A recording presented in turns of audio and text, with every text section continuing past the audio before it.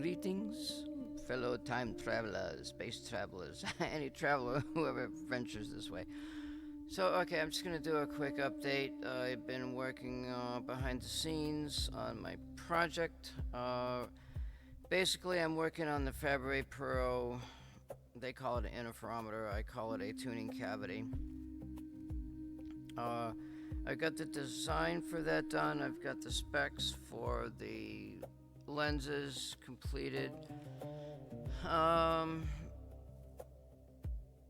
sort of have some ideas about what I'm doing with that.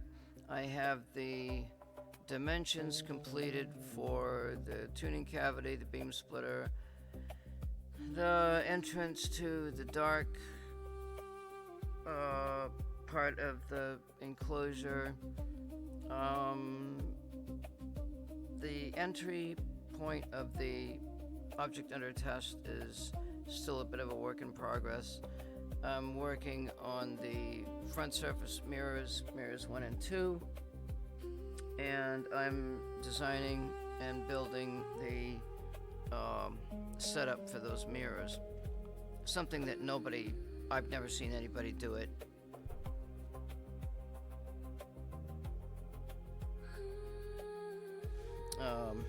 I'm not monitoring the stream either, by the way. I probably should. So those mirrors are fairly sensitive. They said the beam splitter is like more sensitive because it kind of, I guess it's, you know, it has both of the signals from both of those two mirrors coming into it. Oh, I gotta touch this button over here. And so that's probably why they say, oh, you know, it's so sensitive, yada, yada, yada. Well, the truth is, when I think about it, the beam splitter, I don't really have an official beam splitter. I'm gonna use something else, which I'm probably gonna end up having to change it at some point. I don't know. But because it's a piece of plastic and it has double refraction, then it's probably going to cause me all kinds of freaking issues. It's not a correct beam splitter, but what am I going to do right now? So I'll deal with that later. Right now, the most important aspect is to be able to get the mirrors built and tune the interferometer. Once the interferometer is tuned, then I'm going to introduce the Fabry Pro tuning cavity between the beam splitter and the object under test. I've already calculated the dimensions for that. It is exactly 8 inches long, about 2 1/4 inches in diameter.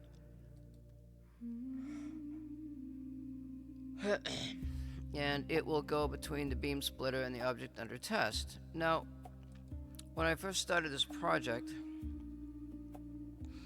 I wasn't going to use an interferometer. I wasn't going to use this tuning cavity. All I was going to do is shine light onto a test object and, you know, send the light back to a spectrometer and look at some of the noise, you know, look at some stuff and not be too serious about it, not even build this enclosure. And so this enclosure it took me a week to build it and fabricate it, and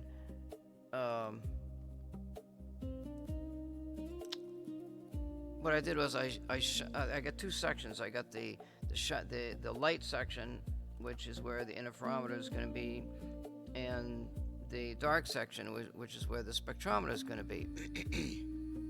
So most of that, like 75% of that is built. I've got to do some things with the feet. The suspension of the entire enclosure is going to be on a set of springs. Once I get everything into the enclosure so I know what the weight is. And it's actually a little bit smaller but it seems to be the right size. Like the first enclosure is 15 inches long and it's 12 inches wide. So I got 12 inches between the two mirrors, which is should be adequate for what I'm doing. And so let's see. So that's all that design is done, and the spectrometer setup. In a sense, the spectrometer is part of the light section because I'm actually sending the graded multi-spectrum system down into the beam splitter, and I'm going to send that into the object under test, and then I'm going to introduce the Fabry Pro tuning cavity. I'm going to send all of that down in there, and that all goes back to a camera. So in a sense, the spectrometer is in the light section, but so when I call the light section, what I mean is there's no dark area. It's all reflective. Everything is all reflected light except for the Fabry Pro tuning cavity. When I put that in, it's in a round black tube to which I will add some viewing windows at 90 degrees. You know, I'm almost thinking, I'm wondering if I should add a viewing window. Like the 90-degree viewing window actually goes back and forth between the sides of the light enclosure, and the light enclosure is very buffed out aluminum to which a particular experiment is going to take place. So there's that aspect of it. When the Fabry Pro cavity gets put in, it'll have 2 light windows, and they will reflect, I think, at the center of that I may be able to introduce another beam splitter and have basically an interferometer within an interferometer. Crazy crap. So that's a little bit further down the line. Of course, right now I just need to have the interferometer set up, and then I can introduce the other thing, so on and so forth. So I'm working on the mirror backing, setting up the mirrors. It's weird when I'm doing this project because I'm getting these ideas about how to do the project, and I'm like, okay, so I know what I'm doing, I know how I want to set it up,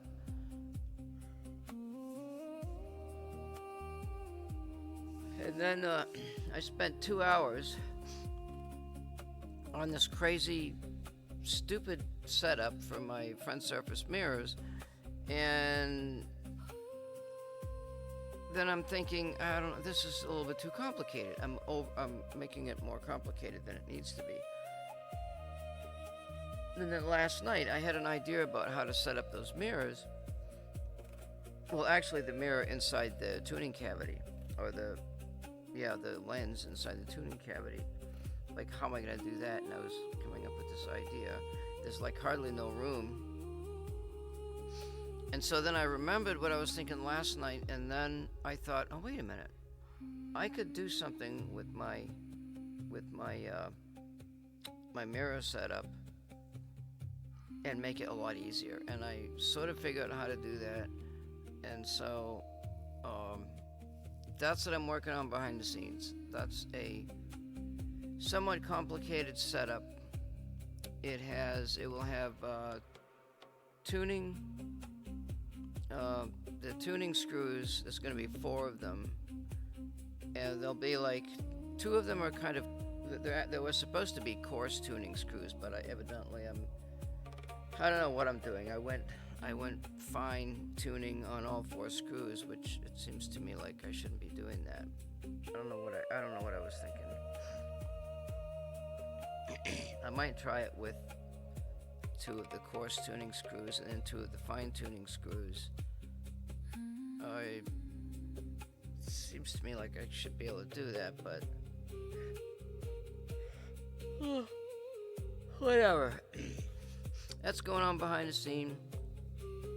One of the mirrors goes on the floor, and so along with having the XY axis tunable, Z-axis. Wait just a minute. So you've got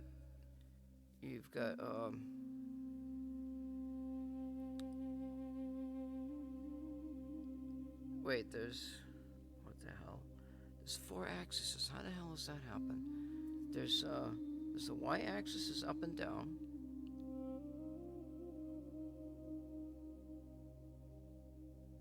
The y-axis rotates. The axis perpendicular to the y-axis rotates. But then I've got to be able to move the axis on the, well, it's actually on the T-plane. It's on the, Jesus. That mirror, that signal goes into the beam splitter. And so it has to be centered into the beam splitter.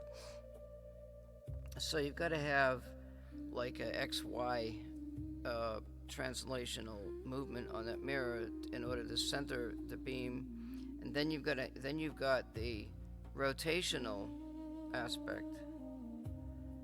So I'm trying to think.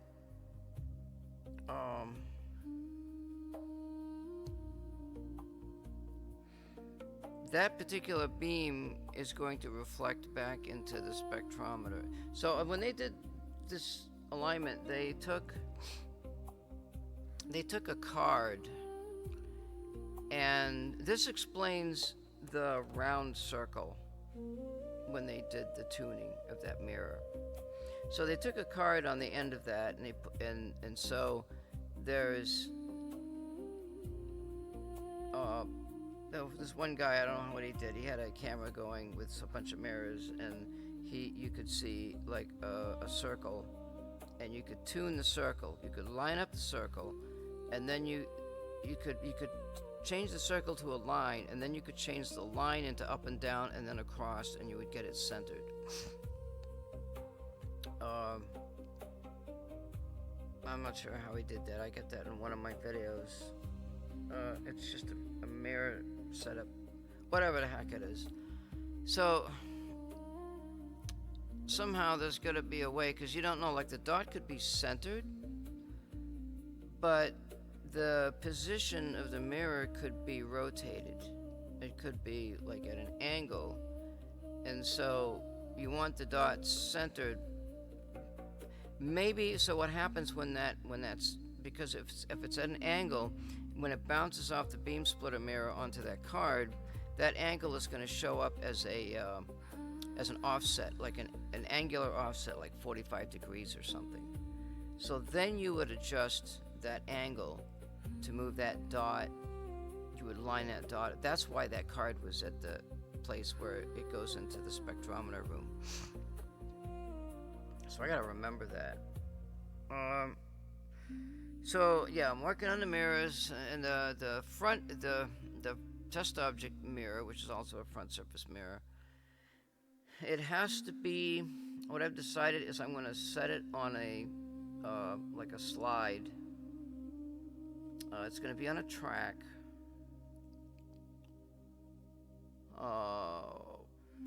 It has to be on a track. The track could be,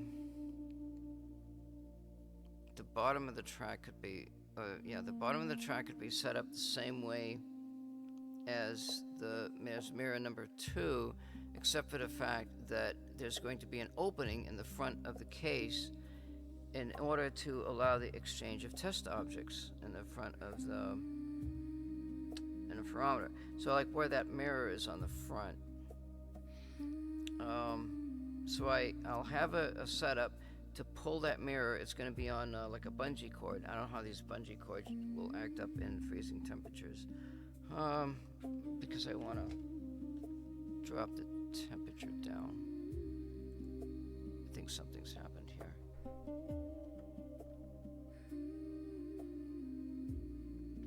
Why is it so low?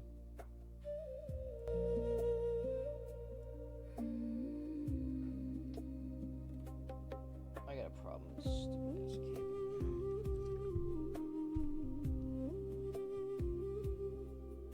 Why is it so damn low?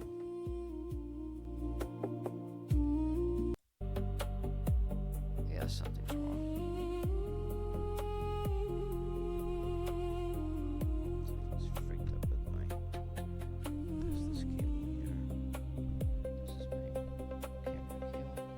got so many freaking cables around here, you know.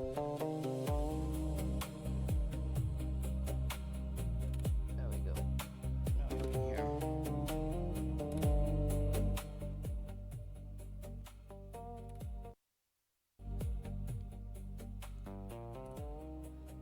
So, yeah, I haven't really started working on that front mirror yet. So that's going to be on a. At first, I thought it was going to go up and down, but then I realized no, I can't do that because the object has to slide in. It's going to have it's going to slide in from the outside, and it'll be like setting down on something. So I pulled the mirror out of the way sideways. I could go up and down, but I don't have enough room. So sideways, I got 4 inches, I think, on each side. So I'll use a combination of a bungee cord and a wire setup to pull that mirror out of the way. Now I'm just going to look up because I wanted to do this.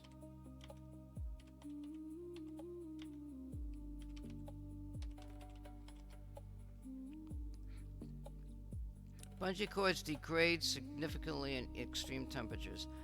High heat meltens or weakens rubber, leading to bungee blowouts, while freezing temperatures make natural rubber and some latex cords brittle. For extreme environments, look for cords made of polyurethane EBDM rubber. I've got the package, which can typically withstand temperatures of minus 104 without cracking or losing their stretch. Polyurethane or EBDM rubber. Let me just make a copy of that because I knew there would be an issue with the bungee cord. Right now, I'm not worried too much about the temperature. If I can get a 20 degree difference between the outside temperature and the inside temperature, I'll be happy. My ideal is to want to get the inside temperature down to at least minus 20. Let's see, extreme cold, less than minus 32 degrees Fahrenheit. I'm talking 20 degrees C. Let's see here.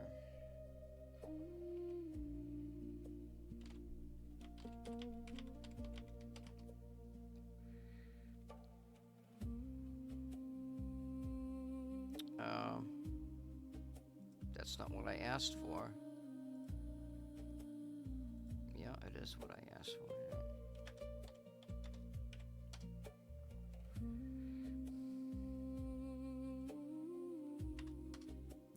Minus 32 degree F is minus 35 degrees Celsius. Yeah, it won't be quite that cold. It says standard rubber and plastic jacketing cords stiffen and may snap easily on impact. Opt for rubber-free, the perfect bungee polyurethane straps, which remain flexible even in sub-zero temperatures. I was looking at the spring. I was looking at using springs, like wire springs, and I just didn't have enough. I didn't have enough tension, and I was just running into an issue anyway. Forget it. So that's once I get the bottom mirror set up and not in place in the enclosure, but just the design part of it. It's kind of a self-contained unit, and then I'm thinking the beam splitter is going to be 2 inches away from the end of the cabinet, so I'll do a setup and make a close estimate of where the center of that beam splitter beam is going to be down at the bottom, and then I can make a translation stage on the bottom. I'll make that. I've got like an aluminum thing that goes on the bottom. It's like a floor, and that's going to hold some of the things, and I guess it's going to hold this bottom mirror, which I got that sorted out. And then I got to do the side mirror, so I'm doing all that behind the scenes. Then I've got, I want to take out, I gotta take out there's two lenses in the Fabre Pro interferometer thing. One of them's a concave lens, which is the adjustable one, and the focus lens actually adjustable too. It's in a metal enclosure, both of them, but I'm going to take them out because that metal thing weighs a ton. And I'm going to make my own holders for those lenses so that I can move them and adjust them and change the focus. Really don't have a lot of room to play with in that thing. But it's actually, the tuning cavity is a self-contained unit that can pop right out of the system, which I'm planning on have it set up where I can simply just move the tuning cavity into the system and it will work without any tuning of the mirrors or anything. I think that will work because I've got focusing mirrors on either end of that thing, and now I'm thinking I'm supposed to have polarizers. I'm supposed to have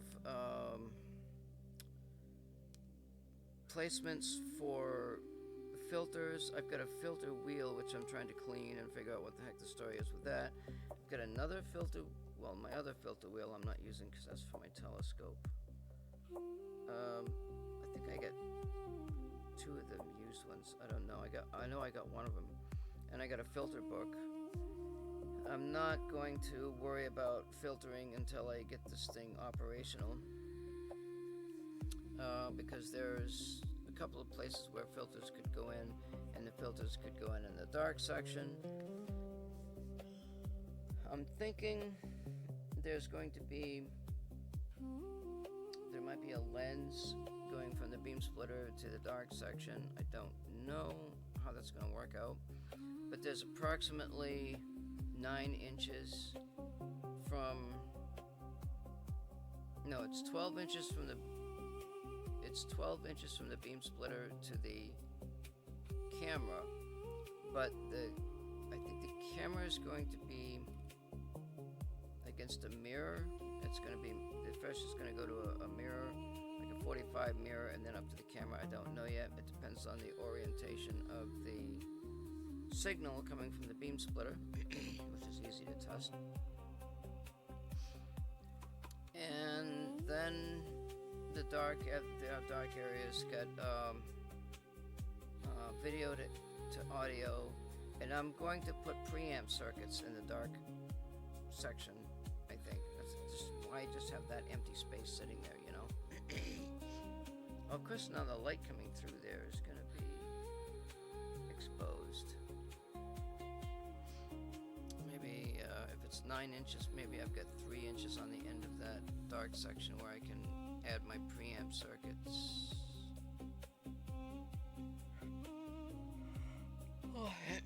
And when this thing is on the desk here, it's going to go, the light section is going to be on the right, the dark section is going to be on the left, the camera's going to be on the end, and that will go to my USB, which is to my computer setup, and so on. It shouldn't be a problem.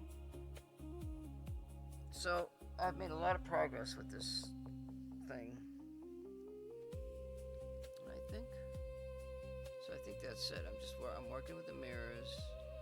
I've got to have, I think, it only makes sense. I've got to find a way to connect the second, like where the tuning cavity is.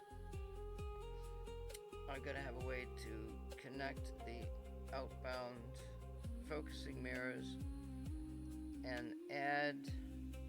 I got to go to my telescope lenses and supplies and see what I got for lenses and filters, and I have to have a way to. It's supposed to be a way to drop those lenses in there without getting into the system. How in the hell do you suppose I'm going to do that?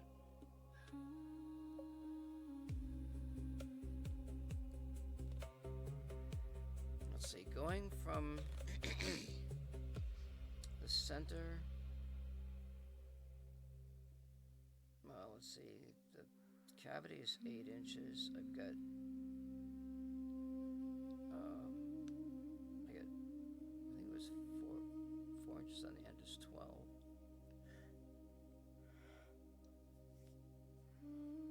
12. No, it's not right. It's 2 inches. Oh, damn it. See, I wasn't thinking I had enough room. That's why I went 2 inches on the end. 2 inches there is 4, and the cavity is 8. That's 12, and I got 3 for the test object. That's 15.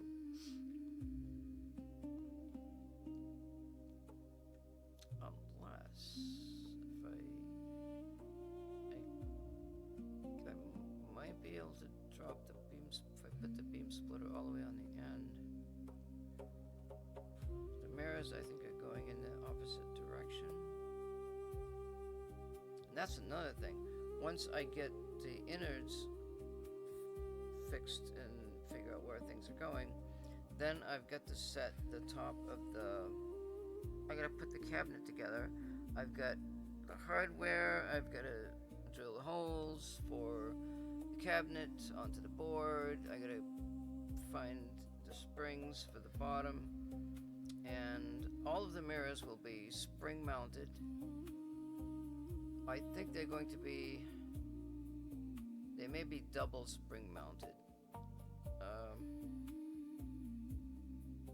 It seems like I was going with, I've got like a cushion that I put in the back of the backing, and then that gets attached, and then the mirrors are centrally spring mounted. The 2 mirrors on top of the beam splitter, that's going to be a paired unit, and those mirrors will definitely be spring mounted onto that unit, and the unit itself will also be spring mounted to the case, and all of those springs will have the adjustments, and I think I can use the same adjustment idea that I'm using for that bottom mirror for the tuning cavity. I might be able to have a design where I can pull the tuning cavity in and out of the interferometer beam, and then that could be a self-contained unit and just have it hang off of the ceiling. I could have like a track of some sort, and that track could be held in with some springs, and then somehow like it could be on a roller. You know, it's just like a drawer. I could do that. Why is this music dying? So yeah, that's that kind of idea. I didn't even got that far to design that yet.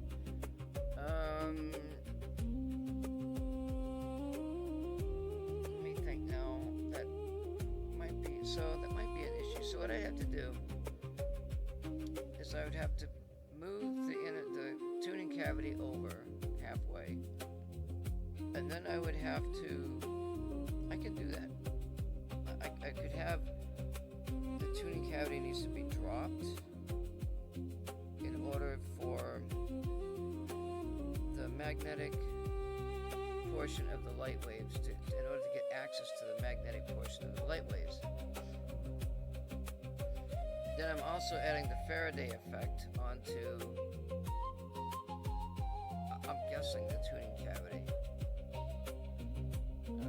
I could try to add a Faraday section. I could do a lot of this stuff at room temperature, and then once that's set up, it seems like, you know, it's going to take forever to build this stuff, but I got everything. I got all of the coils. I don't have the coils made. I gotta run tests on the coils, and then I haven't even started with the preamps and the electronic section. I haven't started with light detection using the LEDs. The light, that's why I'm thinking use a beam splitter for the camera and the video to audio circuit. That's just a 50-50 beam splitter. It's not gonna be 50-50. I could do something like that.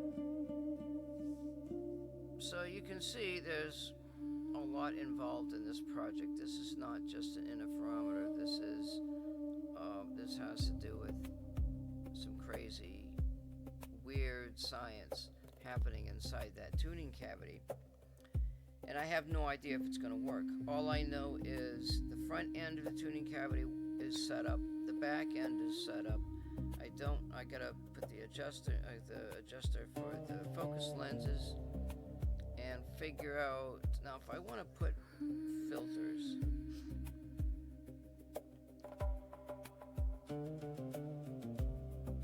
I could actually, I got some motors. I don't really want a motor inside of the thing. I've got a belt though. If I used, I could set up the, I could do that, I could set up the way to change the lenses, and not the lens per se, but the polarizers and the filters.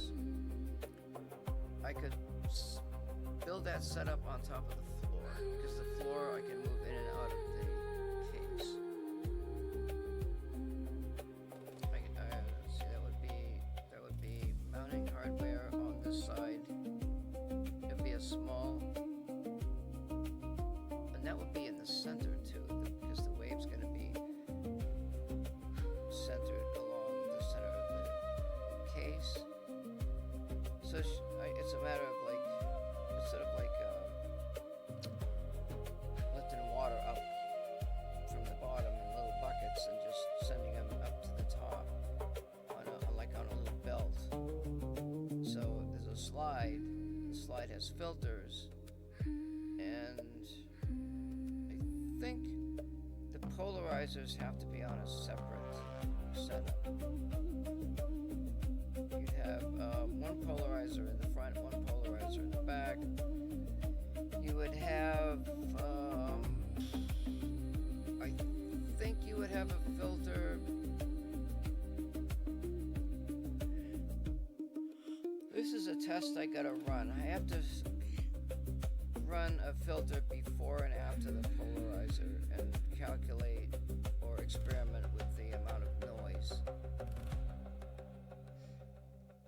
It seems like, so when you think about it, let's say you've got this information coming through and you need to tune this information. Let's say the information is 45 degrees to the it's 45 degrees to the plane of the travel.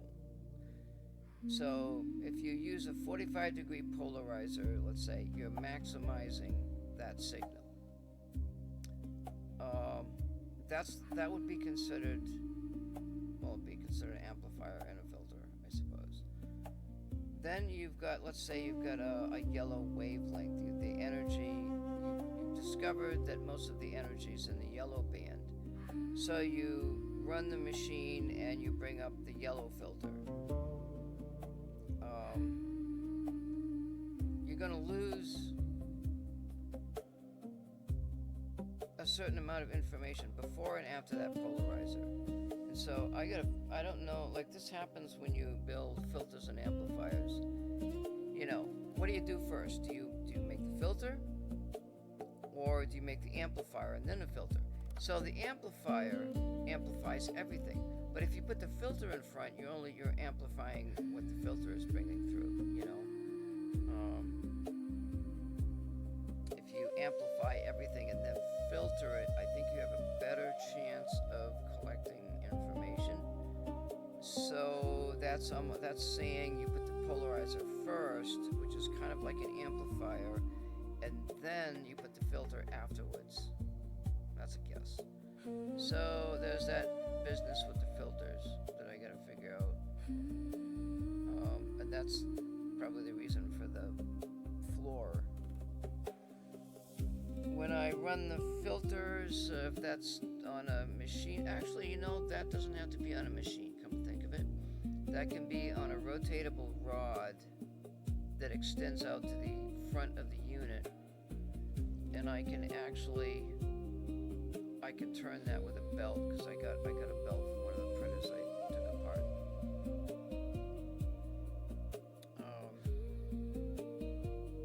And then I can have like a mark on it to center. And I'm also going to have a camera, I think, inside of the unit itself, so that I can see visually. And I think that's going to be a night vision camera. I'll put inside the case itself.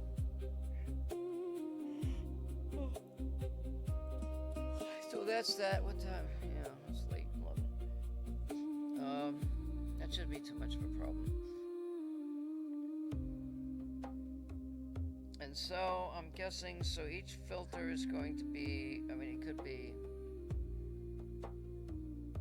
if it's 2 inches, and I've got the center of the beam is going to be,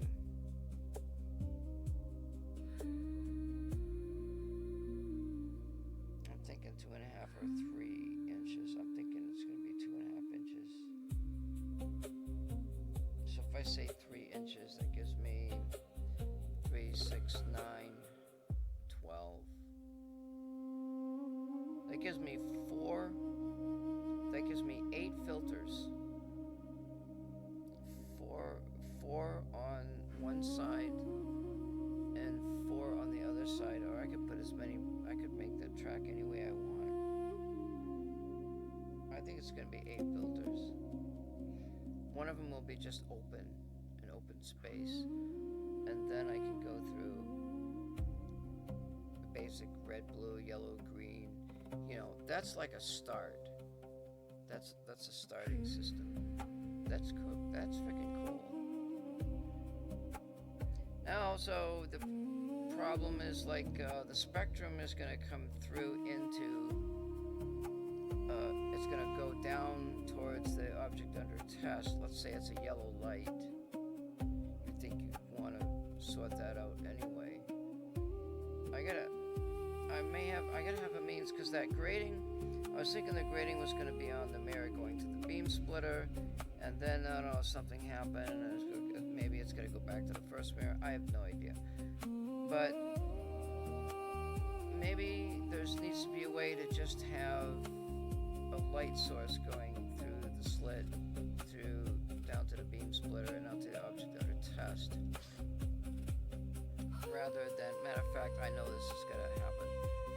Because that way you've got a broader band of energy hitting the object under test, and then you can kind of tell exactly, where the sensitivity is, and say, okay, yeah, there's more energy coming out of the green or something. And then you can put the grading paper in to split the spectrum up, send the green line through, filter that out, yada, yada, yada.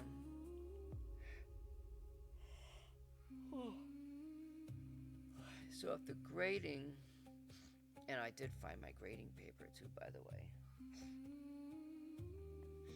If the grading, so that's saying that one of those mirrors up top would need to be switchable. The mirrors are going to be in the center of the unit. They'll be 45 degrees. You would think there should be a way I can move that mirror. If I put that on a track, like I'm making it too complicated, Maybe what I can do is I can put a holder for those mirrors. I can pop the mirror out and put the grating in. The grating's going to be on a backing, so I can just pop it in, pop it out, and it's done. Instead of having some kind of a movable tray. That's bad enough. And the same way with that interferometer, maybe I can just remove it off of the springs and take it out, and then is that going to fit through the front?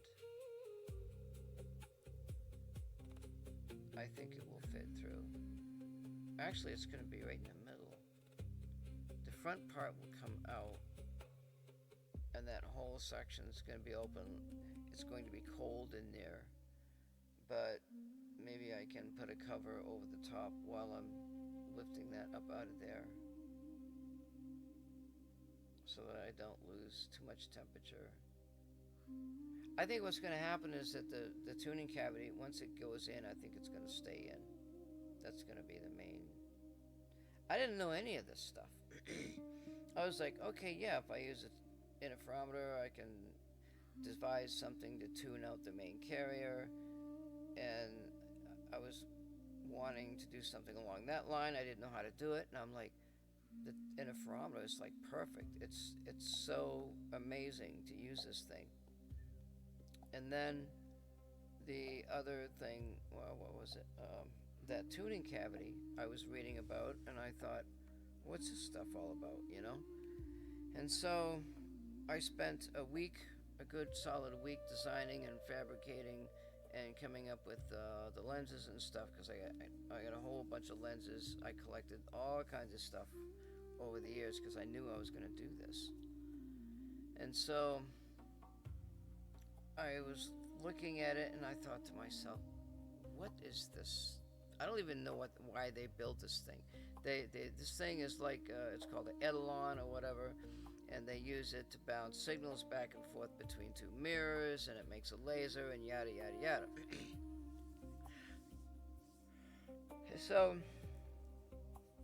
and then someone on one of the videos said it's harder to tune between two mirrors than it is if you use a concave lens. So I thought, okay, well, I'll go with a concave lens. I want to have a focused signal in the middle, and I want to be able to.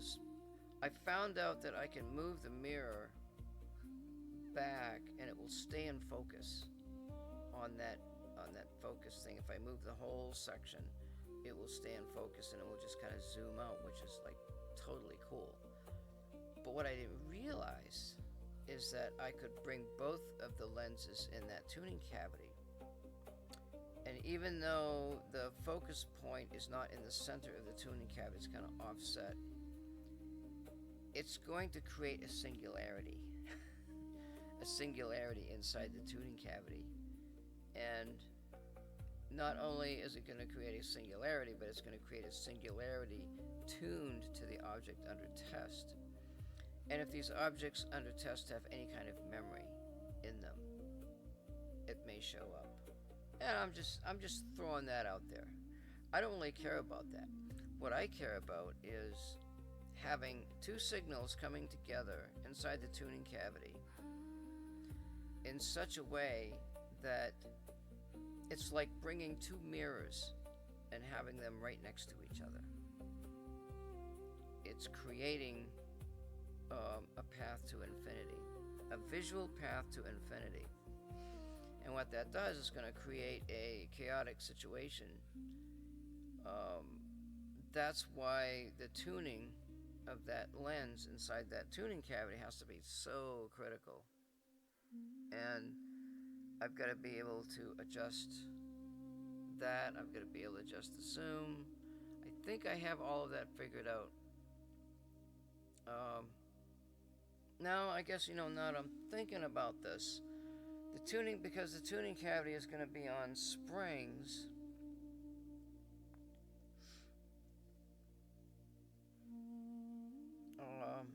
the mirror, the lens, I don't know about that focus lens, but the lens inside of the tuning cavity is going to be on a spring setup somehow.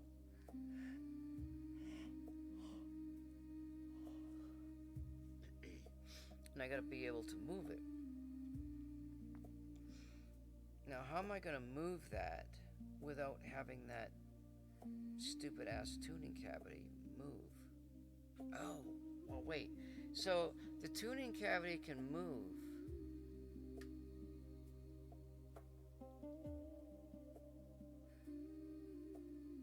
Well, actually, no. I can have 4 springs. Not 4, but force springs on the 2 axes of the tuning cavity, so that when the center lens moves back and forth, it may vibrate, but it will go back. It will go back to its rest state. If I move that lens from the outside, that's a problem.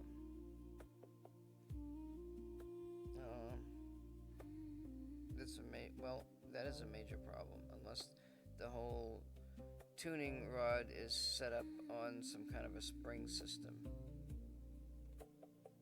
And it has to be sealed because I want to pull a vacuum in that enclosure. It doesn't have to be a big vacuum, it just has to suck up some of the air out and moisture and that kind of thing. So, let's see, let me think. So, there may be a way of tuning that stupid lens.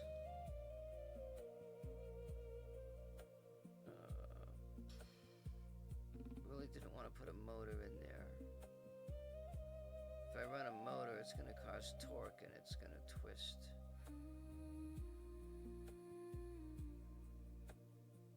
So I'll have to have two sets of 4 springs on either end of that tuning cavity to prevent it from twisting.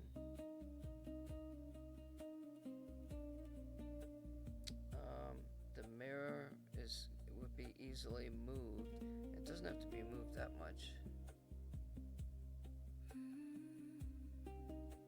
See, I don't know if that's a engineering mechanical nightmare, and I'm an electronics person. Like, I don't want to do this shit.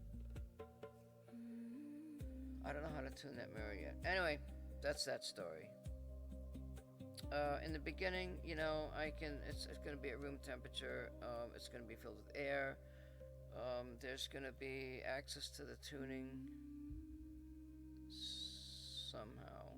I found some really, really good screws for that center lens, and they're like even smaller than 440.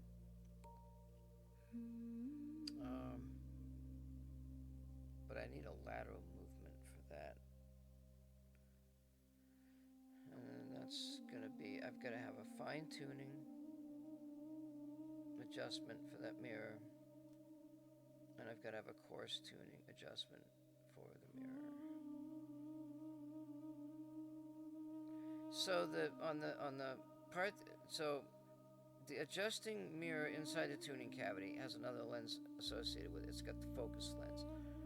I've discovered that I can move the focus lens anywhere I want, and it will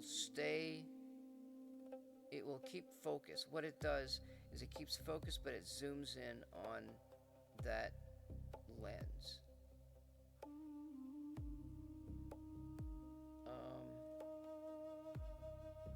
So that acts as a zoom, and I only have about 3 or 4 inches of zoom play. I got zoom access on both sides of the tuning cavity.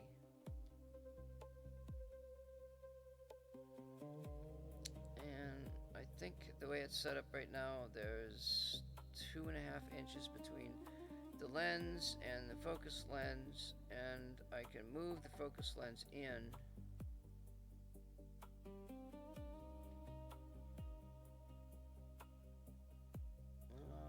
There's another 1/2 inch available on that. Actually, no, there isn't, because the lens goes in there. I could probably just leave it that way for now, because when you move the focus lens closer to the concave lens inside the tuning cavity, the focus becomes less, or rather the zoom is less, and if you move it back, it becomes more. So I could theoretically just keep it inside there for now. But the question is, the tuning cavity is going to be on springs, probably top to bottom and across. It'll be on 2 sets of 4 springs each. That should be that's going to be movable from the floor on a track. And and that's going to be too complicated to do at first. So what I'm going to do is I'm going to just set it up on a permanent mount, maybe even without the spring setup. I'll set it up on a permanent mount just to test it. I want to get this thing tested before I put too much other work into it. So yeah, so there's that. I think that's the route I'm going to take. So it'll be on a solid mount, and I can move it in and out. Everything's at room temperature. The unit will be closed once it's built. And once I start it, actually, I could build half of it and keep it open out here.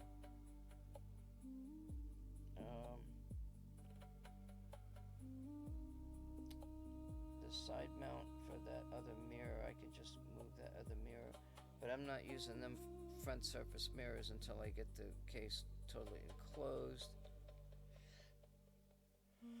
I do have access to some other mirrors. Maybe I can throw them in there, who knows. And I got magnets to do this thing temporarily.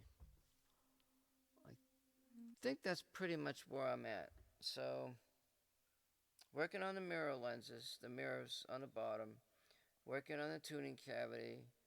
The tuning cavity design is pretty much done. Maybe what I'll do is leave that one lens section intact, and then I'll just set that inside the tuning cavity. And then I've got to have a way to adjust the lens between the tuning cavity and the beam splitter. So I got to come up with something for that.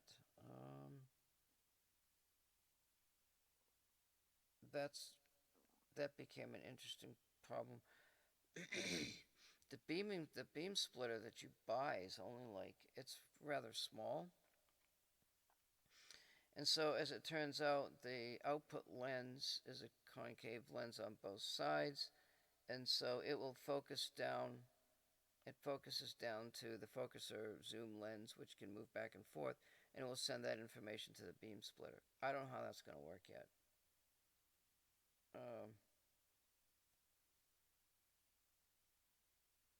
Yeah, the beam splitter thing, that's a different issue. I got something set up that will work. I know it's going to work.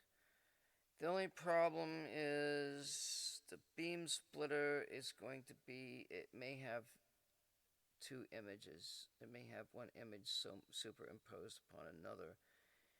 And I don't know if it's possible to put that razor blade halfway and cut off that first diffraction off of that beam splitter.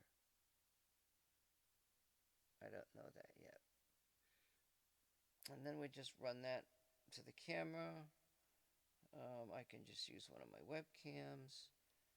And then, because I got a specialty camera that I bought especially for this purpose. And it doesn't have the IR filter and stuff built into it. I got like half a dozen webcams. I'm going to test webcams. I don't know if I care about the IR filter because it's my opinion that most of the information I'm looking for is going to be in the ultraviolet, which is the opposite end of the spectrum. And it's a more interesting area to study anyway. I guess that's it. So I am working on it every day, trying to get these mirrors put in, trying to get this tuning cavity to become a self-contained unit. Then I've got to build the two mirror section on top of the beam splitter. That's going to be a self-contained, there'll be a self-contained section.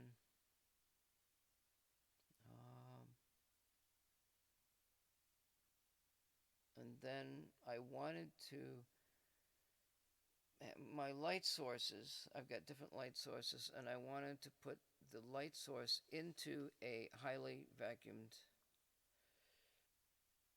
air, like a small section that's more easily done to create the vacuum for the light, what I wanted to do is I wanted to do the best I possibly could to accelerate the light as it goes through the slit into the enclosure. That's my goal of that part of it.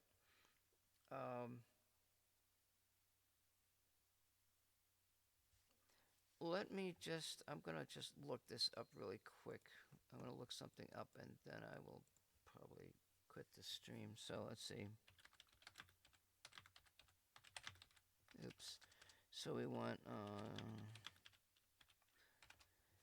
there's some other aspect of this project that I have not discussed, but I talked about it earlier at some point.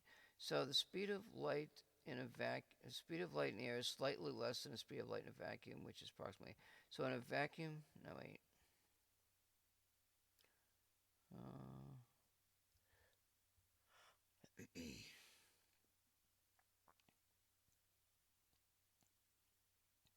So in a vacuum, the speed of light is 299,792 kilometers per second. Why in the hell do they have a minus number?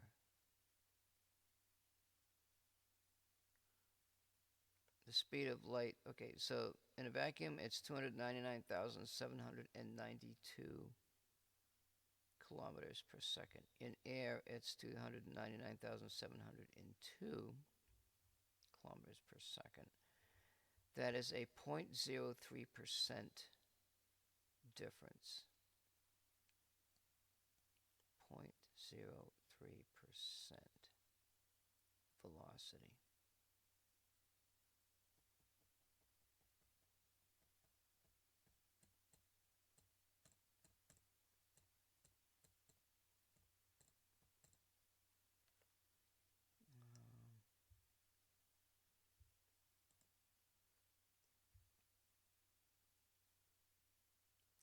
Speed of light, the same problem observed no matter what relative velocity. Result massless particles always travel, let's see, in a vacuum of glass, yada yada yada yada yada yada. Yeah.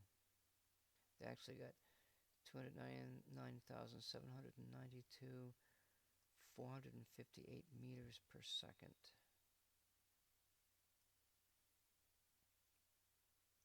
0.03%.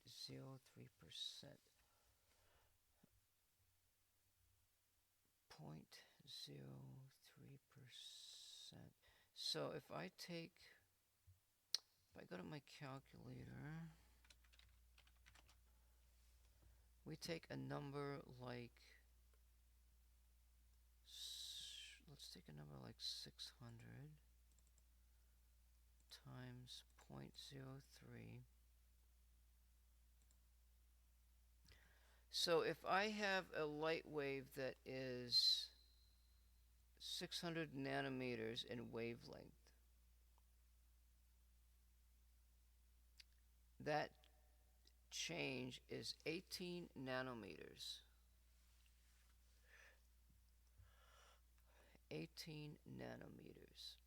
The resolution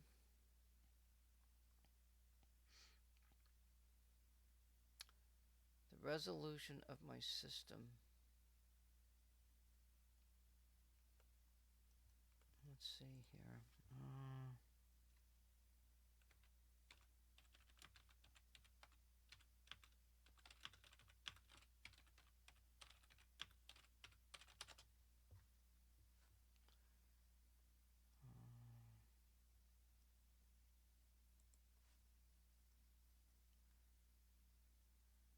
Resolution.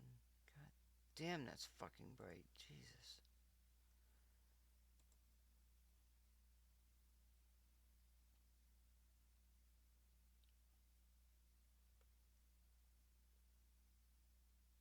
Calculate wavelength, diffraction order.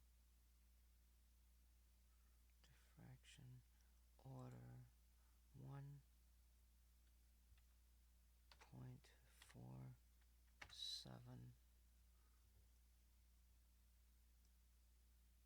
Calculate. Please enter values. Diffraction angle.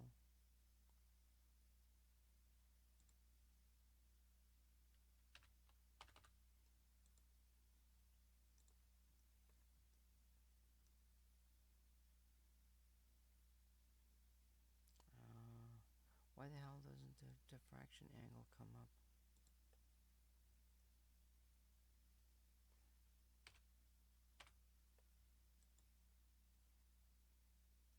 Order must be a positive integer.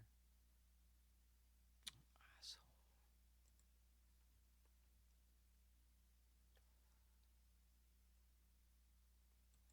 Grading line density. Explain a diffraction and grading straight lines from middle and the grading can be calculated using the following formula. You've got D is the distance between the grating and the screen. D is the width of the slit. A is the wavelength of light, and M is the order of the diffraction pattern.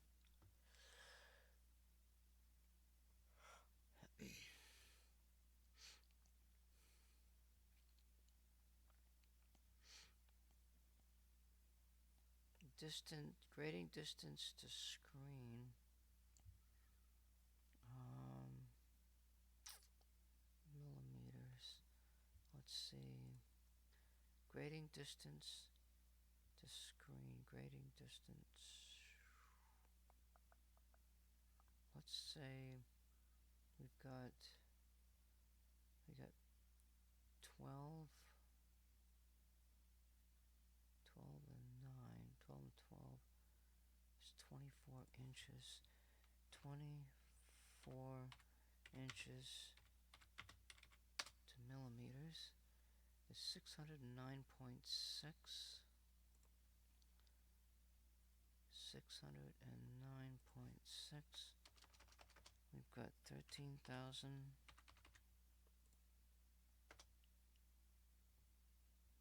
609.6.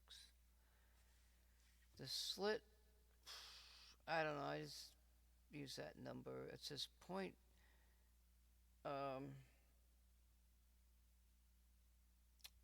we've got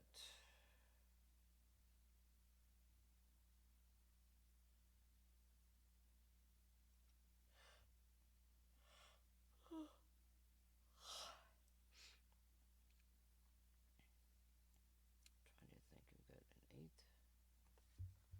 I gotta look at this stupid, I don't have this ruler in front of me, do I?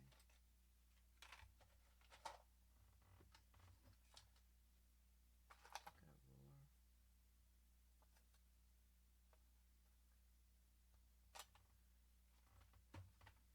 Well, there's one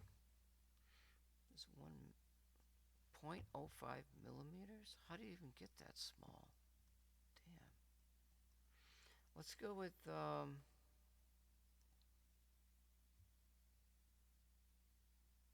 let's go with 1/10 of a millimeter.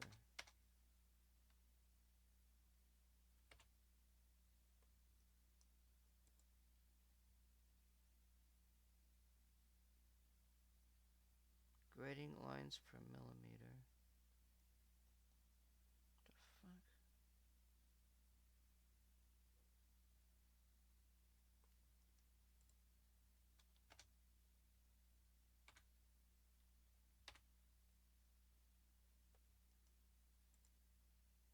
It's not even fucking doing anything. What the fuck is it doing? Is this even working?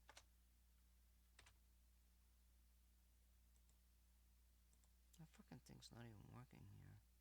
Fucking stupid ass piece of fucking web page. A bunch of garbage.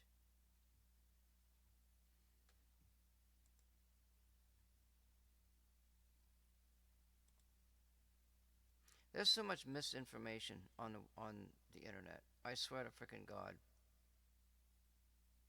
So much information on the internet. Just waste your fucking time, you know?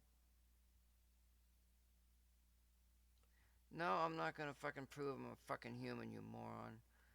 Alright, what else? What else we got here?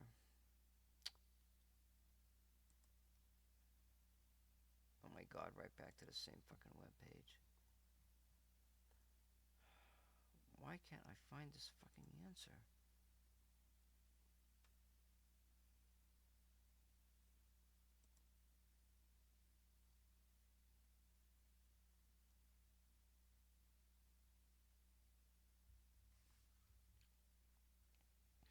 N times W is the total number of grooves in the grating. N times W.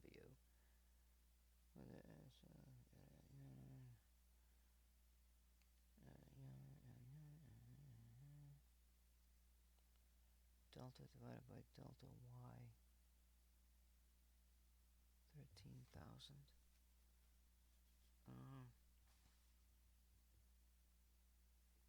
An order of 10. What is M?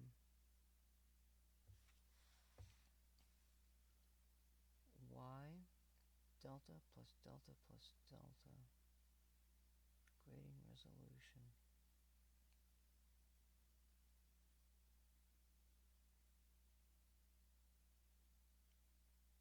That's wavelength.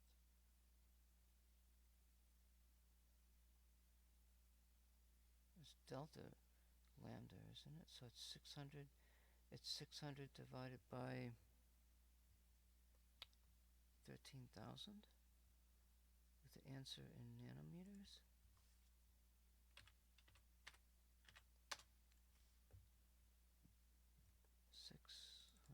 Divided by... No, that can't be right. 0.05 nanometers? That can't be right.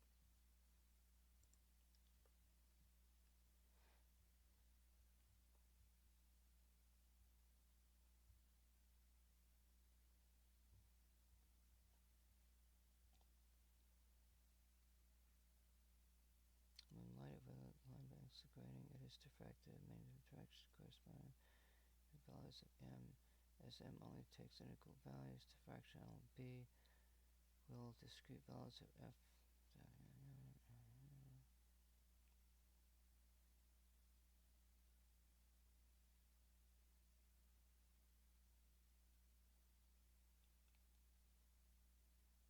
Free spectral range.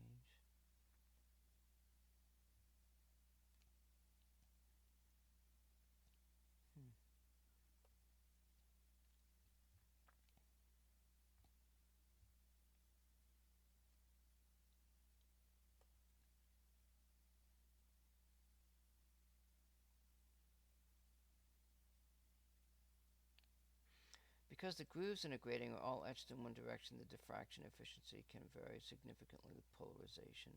With S polarization, TM waves, where the direction of the grating grooves and the oscillation direction of the electric field vectors are perpendicular, large fluctuations in diffraction efficiency can be observed.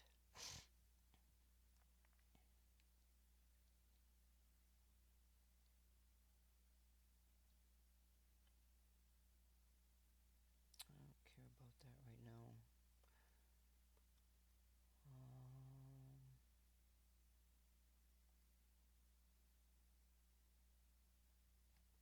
This is not giving me an answer either. Bunch of bullshit, huh?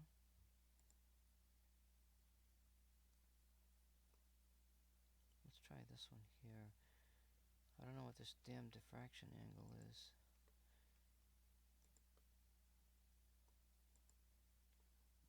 Diffraction angle theta m, grating spacing d, grating line density.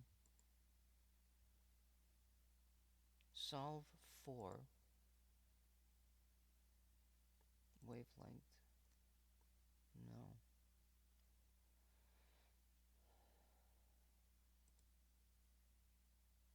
Angle the incoming beam makes relative to the grating. Normal at a line perpendicular to the grating. 0. Diffraction order. Grating line density.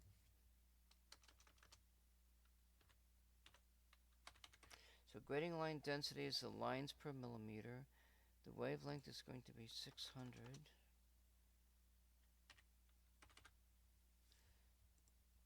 Solve for wavelength.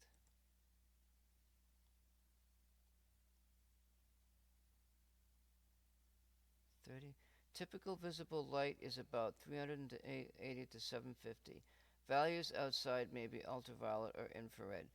This wavelength is 30 nanometers. So the resolution, the change in velocity of the speed of light at 18 represents 18 nanometers difference in wavelength.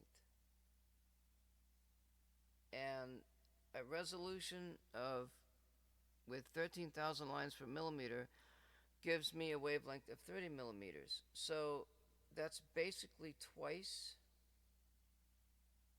the value. In other words, I don't just in order to get information, you've got to have at least 2 times the sampling rate, and I've got double the sampling rate. So I can't resolve. I don't have the resolving power to resolve 0.03% change in velocity of light, but I do have the resolving power of changing the speed of light to 2/3 of its value.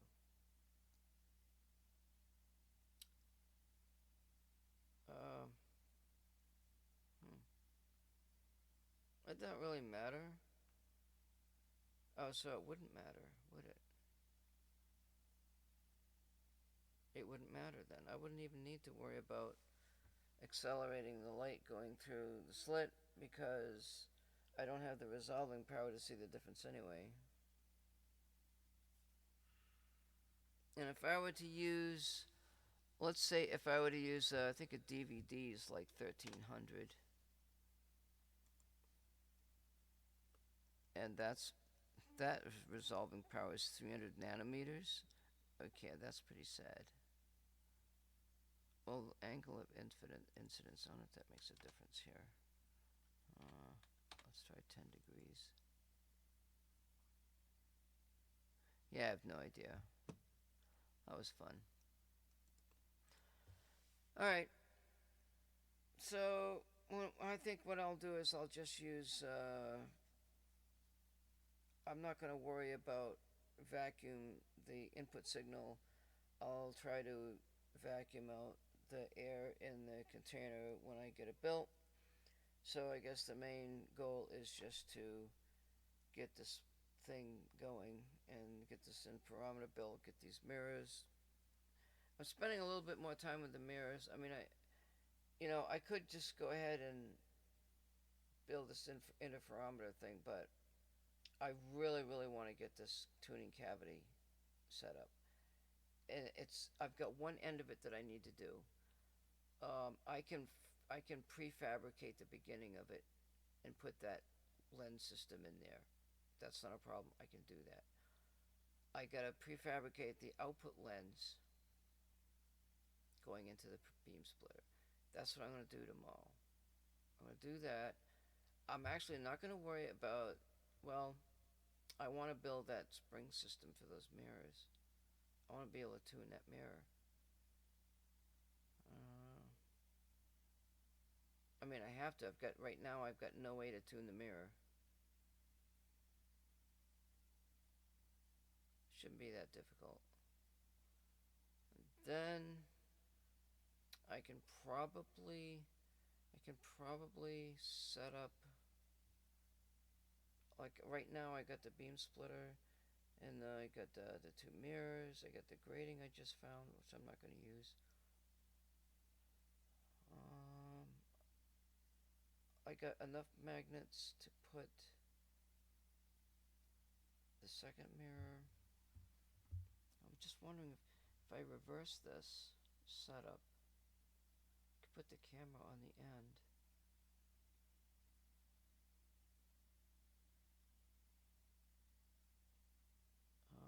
I should be able to see that spectrum.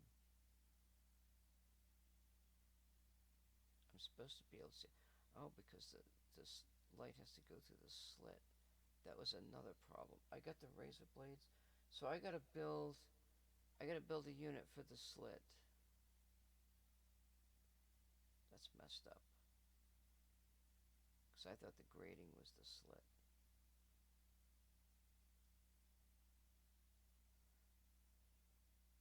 Yep. Yep. Work on the mirrors. Work on the second focuser for the tuning cavity. I got the beam splitter. I got those. I got and work on the this slit making thing with these stupid ass razor blades. I can probably do that tomorrow. I've got a way to, I gotta fabricate the backing plate for the mirrors. And I tried to use hot wax, that didn't really turn out too good. I think I've got to build,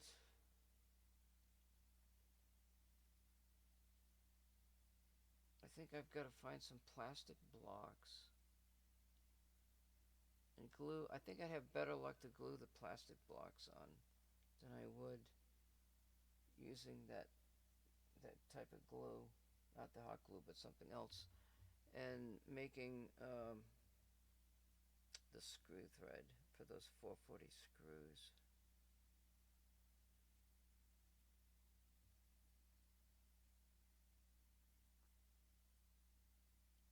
I don't know. I was going to use the nuts, but I don't have enough. I'm just going to tap the 440 thread into the plastic so that I've got a better range for the tuning. And then for the other mirror, you know, I could probably just do both of them the same way.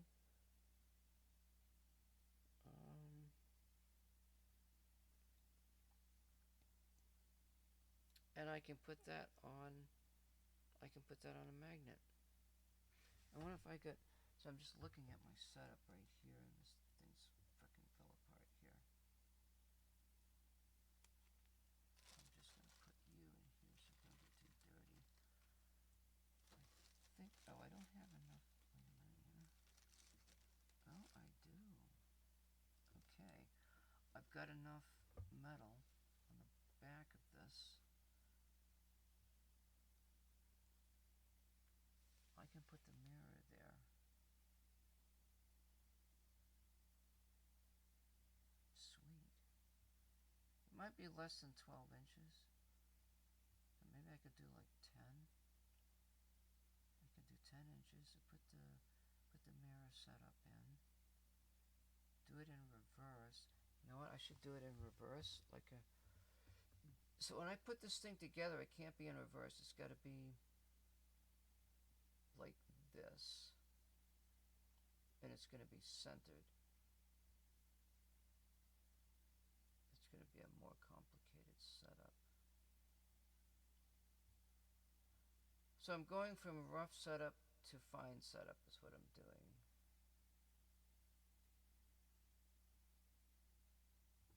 I've got a camera, as a matter of fact. You know, I could probably. Oh, this is the short one, isn't it? Oh, what the hell? That's the wrong camera. Yeah, my other one will reaches over there, don't it?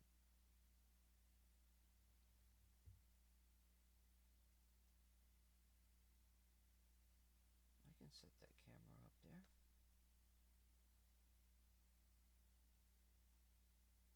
I think it'll work. I want to, you know what? And then just have a way to suspend, or maybe I can make a mount for that tuning cavity.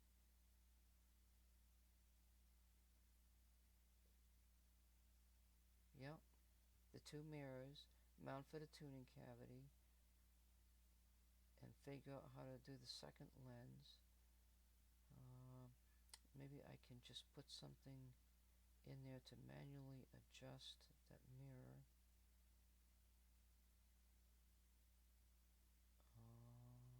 Wait just a minute now. The tuning cavity is going to extend out. Well, if I put it right up against the wall, well, I got 1.5 inches. That's 2 inches. Yeah, I can put a mirror in there. I think we're going to test this tuning cavity tomorrow night. And that's the story of my projecto. I'm going to projecto myself into something different. Have a nice night.